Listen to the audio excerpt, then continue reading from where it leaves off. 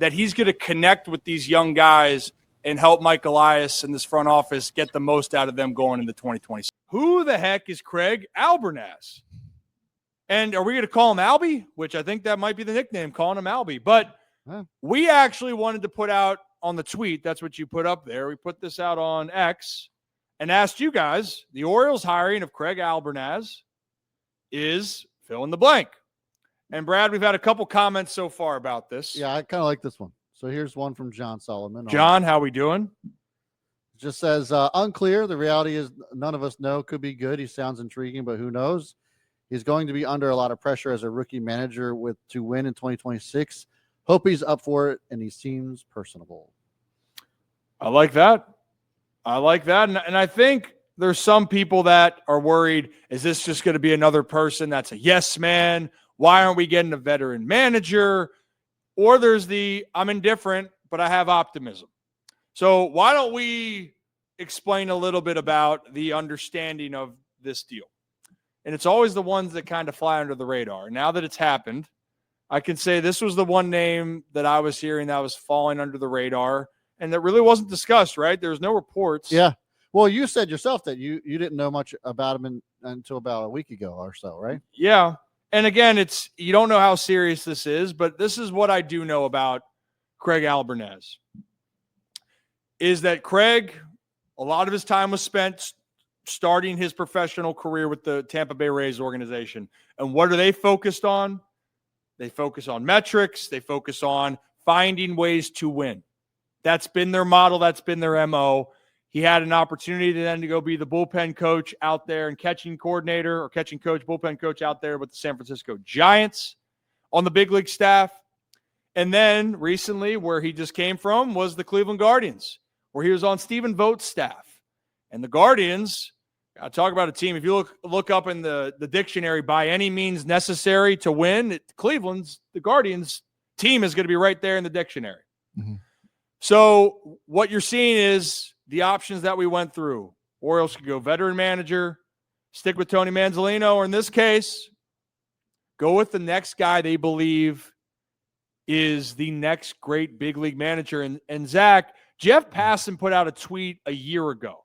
Yep. Do you have that we can pull up? Yes, I do. 1 second. Yep. Here we go. When I move, you move. Just like that. So this is a tweet from Jeff Passan on October 31st, 2024. So almost a year ago to the day. Cleveland Guardians bench coach Craig Albernaz withdrew from consideration for the Miami Marlins job. He had done the same with the Chicago White Sox, and Albernaz will remain in Cleveland. And here's the important part. He is regarded by front offices as a future big league manager. So Craig had opportunities last year, but he said, you know what, whether it was the structure of the team, where things were, and how he felt with the Guardians, not the right move. Now, he was linked, Zach. Apparently, the Nationals had interest in Craig Albernaz. Yes. In this process. I don't think that would have been the fit. I think Craig was looking at a team that he believes could go help him get what he was hoping would be a great first start. And he could be the missing piece that can help get this young team going. I think something that, if you want to talk about personally, something that means something to me is he was not shy about removing his name from places he did not think maybe he'd have success with, or where he, you always see guys say, now they're waiting for the right time. I think it means something that he, had options, and he saw the Orioles opportunity this year and he felt like it was the right move for him. I think he sees the talent there. I think he understands how close the Orioles are and that they did underperform last year. Everything you read about him, and I don't, obviously you don't trust the fans for much, but I do think it's a good sign when you get a guy from, Cleveland, which is a good organization. They run things, and, they play good baseball there. And the entire fan base is going, oh my God, we lost him. Yeah. Oh my gosh. Like, holy crap. Like, rooting for you in Baltimore. Like, how many times have you seen somebody? I mean, you look at some people that have interviewed and the other fan bases are like, please take him. please take him. Please take him. It was the opposite. This was someone where Cleveland fans were like, we knew this was happening, but we were hoping it was going to be another year of him. Like I saw one tweet, because obviously I was looking through stuff, where there were Cleveland fans when they had won 9 straight a year or two ago that were saying he was the reason. Like he was, his decision-making, his help in the clubhouse, in the dugout was a big reason. I've seen stuff about he was one of the guys who could challenge Stephen Vogt. He was a guy who'd be like, hey, I don't think we do this. He was a big part of that team. I think he's ready. Stephen Vogt came out and I'll pull that up as well. Pull that tweet up. I think Ken Rosenthal spoke with Stephen Vogt just via a quote, and here it is that Ken Rosenthal tweeted out. Gardeners. The Guardians manager Stephen Vogt on Albernaz. And I quote, "It's not often you get to work in this game with one of your best friends. The 2 years I got to spend with Craig will be 2 years I cherish more than any in my career. He's going to crush it in Baltimore. I'm ecstatic for him." And Zach, I've heard this from a few other people around baseball that spent time with Craig on staffs and what's been happening so far. They are really intrigued for the opportunity for him, but they have nothing but great things to say about him as a guy, and they believe he can be the right guy for this job. Yeah. So, and I think it's, everything I've seen and read talks about the relationships he makes and how much people genuinely enjoy playing for him and the impact he's made on players. I think that's not something that should be taken lightly. Especially coming into a clubhouse that underperformed. And what's the biggest thing we've talked about when we talk about we want a new voice, maybe a new message, is you needed to get things back on track. And I don't know if that starts with, hey, that personal connection he has with players and it going from there. I just feel like, hey, I'm not going to sit here and tell you guys that 24 hours ago, I knew who Craig Albernaz was. I'm not going to lie to you and say that. But everything I've heard in the 17 hours since has been nothing short of, hey, this is a guy who is going to make some noise. I'm not saying that, he's going to lead Baltimore to 5 World Series. This guy's a shoe into the Hall of Fame, all this. But this is a guy that was highly regarded across Major League Baseball as it wasn't if, it was when was he going to get the opportunity. And it wasn't going to be he's just given this by any team. It was he would have his choice. So he chose Baltimore just like Baltimore chose him. And it means absolutely nothing.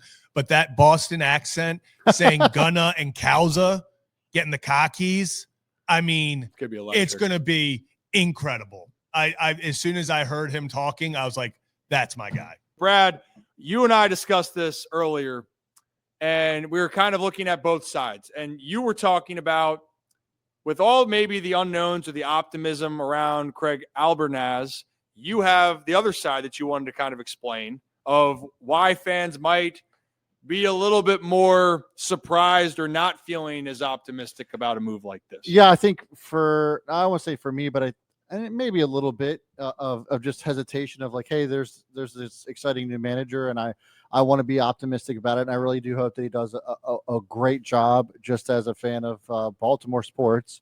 And so, but the big concern is like, there was a lot of optimism like this that was surrounding around Brandon Hyde too. It almost kind of feels like Groundhog Day in a sense.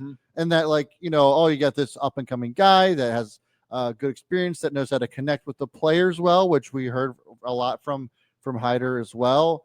And so it's kind of one of those things that this guy is unproven, and it's almost as if, haven't we been down this road already before? And why wouldn't we go with somebody with a little bit more experience, maybe with a little bit more baseball feel that kind of complements the analytics side that of the philosophy that Mike Elias has. So if there's anybody out there that has those same feelings, definitely let us know in the comments. Well, and this is Joe just said right there, of people, of everyone, the ones that aren't or worried this is the same as Hyde was. Like, that's what other people would scream. Yeah. Because first-time manager coming in, and Joe, to follow up with that point, they were saying, if you're going to go first-time manager, what people would ask, why not go with Tony Manzolino? And that's honestly where it makes complete sense on the back background and the work that Craig Albernaz and his resume, what he's created. Yeah. It looks good. And it's exciting because you're liking what he's doing. Now I'm curious how his metrics and how he's going to try to get the most out of the players. We'll talk about that after this. But the same problem is going to be out there of how do you handle being a first-time manager where pressure is going to be at an all-time high for this organization. And I do believe that. I mean, I don't think anybody in this room or anyone that's tuning into this program right now is sitting there expecting the Orioles to not compete next year. They were so disappointed in this team. Yeah. So disappointed.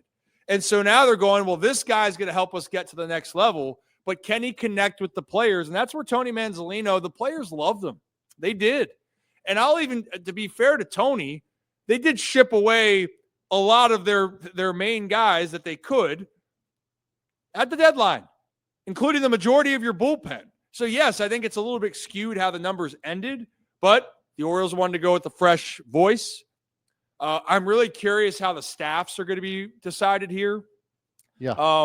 But I don't blame it all for the Orioles. They looked at guys. Scott Service was a guy that's been around, a manager for a while. I would classify him as a little bit more of an old school baseball guy. That would be way different than what you've seen from even Brandon Hyde. I think you'd put him more in the category of like a Buck Showalter, a veteran, been around. They are going to go that they are banking that Craig Albernaz is going to be the next Kevin Cash down with the Rays. So do we Stephen Vogt with the Guardians? Yeah, I was going to say, do we know what his philosophy is?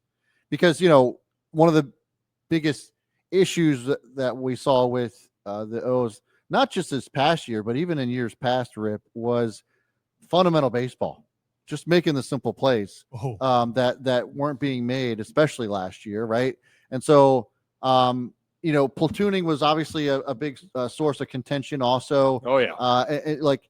Is his philosophy different from that? And I don't know the answer to that question. So I was just genuinely asking. From what I'm seeing so far, I believe that he understands that every player is different. And what I mean by different, that's the obvious answer. But I want to explain that more because when I went on Foul Territory, Zach, do you have that clip? Which one? It was one me talking about that not knowing their exact role. Do you have that one? Is that Bruin in there? Is that, I think so. Not the pitching one? Not the pitching one. The other one. Yeah. Because I think this goes into this conversation, Brad. Yeah. So I was on Foul Territory. Try that again. Unique, New York. Hi, my name is Ryan Ripken. I was on Foul Territory earlier today and talked about one of the things that Craig Albernaz is going to have to focus on, and it is regarding how to best handle this Orioles. And hey, if you're liking this video, let me just tell you, this channel has a lot more to offer. From behind-the-scenes content, sports betting, and unfiltered takes, you should join our channel memberships. And if you want to unlock exclusive content, private live streams for real-time breakdowns, and yeah, we're going to have a sports betting newsletter from yours truly and the rest of the gang here at the Ryan Ripken Show. And on top of that, custom emojis, badges, shout-outs, and straight access to our inner circle. So be a good kid and hit that join button below. All right, now back to the video. Orioles lineup. So Zach, play that clip. The questions around this team this past year was, how does this young team take that next step?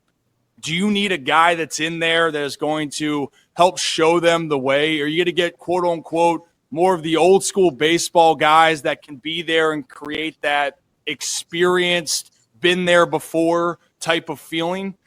And we know this now with front offices when it comes to the management in the clubhouse, in the locker room. It's different than it was 5 years ago, a decade ago, 2 decades ago, where there can't be as much contention as there once was. You kind of have to be aligned philosophically. Now, one thing I want to say for Mike Elias is I do believe this past year he sat there and went, what we have done hasn't worked, and we need to try to be more open-minded. And the number one thing that the Orioles need, and it didn't matter who the manager was going to be, was you philosophically, in my opinion, had to get better at developing these young guys and then teaching them how to go and win the games when things get tough. And I think that's a philosophical thing, whether you bring this manager in or it's being taught. But what's happening is there were so many guys in the Orioles that felt like they didn't have the exact role. There was a lot of the same type of hitters. We know in a lineup, you need the boppers, you need the guys that get on base, and above all, you need to find a way. And I think that there was a little bit of confusion. I think that there was a little bit of uncertainty with a lot of the guys, because the one thing this Orioles team does not lack, it does not lack talent, but I think philosophically it lacks what do we need to do to take the next step. So I think they're taking the bet that Craig Albernaz, young coach that is coming from the Guardians, who all they do is find ways to win, that he's going to connect with these young guys and help Mike Elias and this front office get the most out of them going into 2026. Man, I got to say, I look pretty damn good besides the hairline in there. Other than that, I look good. No? Jesus Christ. Okay. Well, if you guys heard what I said, I do mean what I say by that. And we're talking about roles. Brad, this is where it goes into talking about platooning and talking about lineup consistency, but more importantly, understanding that Jackson Holliday is not the same hitter as Adley Rutschman. Jackson Holliday is not the same hitter as Gunnar Henderson. And Colton Cowser is not the same as either of those guys. Samuel Basayo. They're all different. Yeah. But the biggest thing for a manager is to help people understand what the expectation is for you and how you can best develop. Because when you get to the minors or minors and you're trying to make it up there to the bigs, the development process right now is you're trying to get the most physical skills out of those guys. So for the Orioles, though, the hitting philosophy for them was try to figure out how to be the best with their awareness around the plate, which a lot of the Oriole players have a pretty good idea. But then it's, well, what type of hitter are you? Are you a guy that needs to get on base? And we're going to really focus on that. Or how about we got to get better at the little things, getting the bunt down, getting the guy over. Or we need you to be the guy that drives in the runners. So I use the Guardians because this is where Craig Albernaz just came from. And you guys, Zach, Brad, you already know where I'm going with this. They have two guys on their team that are their best offensive players. Stephen Kwan, Jose Ramirez. Could not be any different of players. Yeah. Kwan, the only thing that's similar with them is that they're gritty, hard outs. That's like a motto for their entire team. I was going to say, yeah. That's their motto for their team. But Stephen Kwan, his job, hey, Stephen, find a way to get on base. Make something happen. And then Jose Ramirez, hey, you get him in. Jose Ramirez has been one of the best RBI guys for years. He knows what his role is. And the other guys, hey, put together tough at-bats, make something happen. And for the Orioles, though, I'd argue they have guys that have power and the ability to leave the yard. But 1 through 9, the philosophy and what they're doing is very similar. You know, and that is where you got to figure out how do you get the most out of a guy like Colton Cowser? Because I still think Colton Cowser is a really good hitter. Oh, yeah. And he shouldn't strike out as much as he does. No. Jackson Holliday, I think, could be a good leadoff hitter, but he's got to also learn how to fill into that role. It all goes hand in hand. Gunnar Henderson needs to hit third. That's in my opinion. Gunnar needs to be the middle of your bat, your middle of your order bat. They have a lot of great pieces. The problem was those pieces didn't take the next step. Health plays a part in this, Brad. There was a ton of injuries. That's a huge part of it. But the other part was guys were in and out of lineups. They were shuffling up and down the lineup. And it just felt like it took a long time for guys to get in rhythm. And Craig Albernaz, one of his first things is going to be, how do I get the most out of each player and make sure they are comfortable with what they have to do? The Orioles are going to be expected, Brad, to go and win this thing next year, the AL East at least, but it's not going to be easy. Red Sox are going to be good. Yankees are going to be good. The Blue Jays, I mean, heck, they should be solid. Do they repeat? I don't know. That's a hard thing to ask. And then Tampa Bay. Tampa Bay is just going to be a thorn in the side. They always are. But all those teams have a certain philosophy that's in order with how they're going. Alex Cora, John Schneider's back there now, where his appearance, his perceptions changed as a manager now from what they did. Damn sure. Right? And then Aaron Boone, you can hate him all you want. The Yankees are still what I wanted to Kieran, I hope that we answer that one question, but analytics versus feel for the game, I think, is the one thing fans are also worried about, Brad. Yeah, well, and that's why I asked the question that I asked was Yeah. because that's been the big question mark, and quite frankly, I think there's been a lot of fans that have been had concerns about the manager not really managing, being allowed to manage. A lot of micromanaging going on from people that are higher up. Don't know who those people actually are, but it seemed as if there was managers, hide whomever, had one hand tied behind their back, and so my hope for this for Craig coming in is that he would have a little bit more liberties with the squad. And the manager and GM, president of baseball operations, whatever you want to consider. Yeah, Michael Elias is still all of the above until he's not. They're going to be working together because they have to work together. Sure. And personnel, Craig is going to have an input, but Mike's going to also have an input on who they think they need to go and get. One thing I do hope. But would it be like every day the lineup gets dictated by, you know what I'm saying? Yeah, I'd be curious of how I will be really curious on how the lineups will be for next year. I do think the continuity of, your everyday guys need to be. Yeah. Jackson, exactly. Gunnar, Westy, and then you got to decide what's going to happen with Mayo and Mountie. And Basayo, Basayo's got to play. He's got to play first, and he's got to catch and DH. So, what's the rotation there? Outfield is probably the one thing that has the most question marks that you don't know who's playing where. Right. I just think continuity with the lineup, if they're healthy, if I had a choice of what I want to see with the lineup, I like Westy either hitting in the 2-hole or the 4 or 5.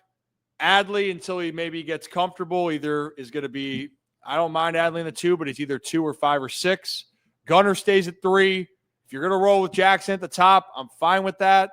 But I also wouldn't be surprised if a guy like Dylan Beavers fits up there because he can be comfortable in those positions. But regardless of what it is, guys just need to know, hey, this is what we're expected from you each game. This is what we're going to go do.